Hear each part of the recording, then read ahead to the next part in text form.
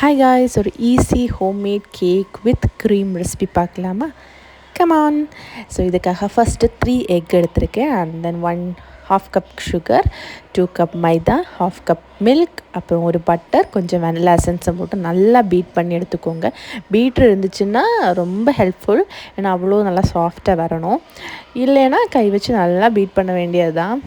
So முன்னாடியெல்லாம் நானும் கை வச்சு தான் பண்ணிட்டு இருந்தேன், பட் இப்போ பீட்ரு யூஸ் பண்ணுறேன். ஸோ இது வந்து இந்த கன்சிஸ்டன்சியில் வரும்போது ஸ்டாப் பண்ணுங்கள். அண்ட் தென் ஒரு கேக் பிளேட் எடுத்து அதில் பட்டர் நல்லா ஸ்ப்ரெட் பண்ணிட்டு இந்த பேட்டர் ஃபுல்லாக வச்சுக்கோங்க. ஓவனை வந்து ப்ரீ ஹீட் பண்ணியிருக்கேன். 10 மினிட்ஸ்க்கு 110 டிகிரியில் ப்ரீ ஹீட் பண்ணியிருக்கேன். அண்ட் அதே இதில் 10 to 15 மினிட்ஸ் பேக் பண்ணுறதுக்கு வச்சுருக்கேன். அண்ட் மிடில் தான் ட்ரே வச்சுருக்குது. எல்லாமே டீட்டெயில்ஸில் மெஷர்மெண்ட் ப்ளஸ் ப்ரீ ஹீட்டோட டெம்பரேச்சர் எல்லாமே கொடுத்துருக்கேன். ஸோ இது வந்து வித் க்ரீம். ஸோ இது பேக் பண்ணதுக்கு இடையில் நம்ம க்ரீமும் கூட பண்ணலாம். ஸோ க்ரீமுக்காக நான் வந்து ஒரு கொஞ்சம் பட்டரும் சுகரும் அப்புறம் வந்து மில்க்கை வந்து நல்லா பாயில் பண்ணிவிட்டு ரூம் டெம்பரேச்சரில் வச்சதுக்கு அப்புறம் தான் க்ரீம் பண்ணுறேன். இதுக்கும் பேட்டர் வேணும், இதுக்கும் நமக்கு இந்த மிக்சர் வேணும். ஸோ இந்த பேட்டர் மிக்சர் இல்லை அப்படின்னா க்ரீம் பண்ண முடியாதுன்னு நினைக்கிறேன். பிகாஸ் அவ்வளோ சாஃப்டாக வேணும், அது நம்மளால் கை வச்சு பண்ண முடியாது. ஸோ இந்த ஒரு மிஷின் இருந்தால் தான் க்ரீம் பண்ண முடியும். அண்ட் தென் மில்க்கை வந்து கொஞ்சம் கொஞ்சமாக அந்த க்ரீமோட திக்னஸ் வச்சு கொஞ்சம் கொஞ்சமாக ஊற்றி நம்ம வந்து க்ரீம் பண்ணணும். ஓகே, ஸோ க்ரீம் இங்கே ரெடி ஆகிடுச்சு. ஸோ இந்த இதில் கலர் போட்டோன்னா கலர் க்ரீம் ஆகும், கொக்கோ பவுடர் போட்டால் ப்ரௌன் ஆகும். ஸோ அந்த மாதிரி எல்லாம் பண்ணலாம். பட் இப்போதைக்கு ஹெல்த்தியாக ஆப்ஷனில் போகலான்னு சொல்லிட்டு, அண்ட் ஆல்சோ அவைலபிளாக இருக்குது, க்ரீம்னு சொல்லியே நமக்கு அவைலபிள் இருக்குது. ஸோ அது கூட யூஸ் பண்ணலாம்.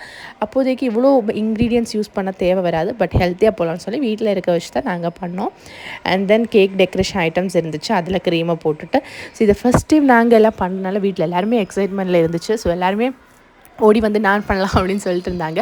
ஸோ மீன்வேல் கேக்கும் பேக் ஆகிடுச்சு. பேக்காகி வெளில வச்சதுமே க்ரீம் பண்ணிட்டு இருந்தோமா, அதில் வந்து எல்லாருமே கேக் சாப்பிடவே ஆரம்பிச்சு. ஸோ இப்போ பார்த்தீங்கன்னா பெரிய லைக் ட்ரையாங்கிள் எல்லாம் போயிடுச்சு.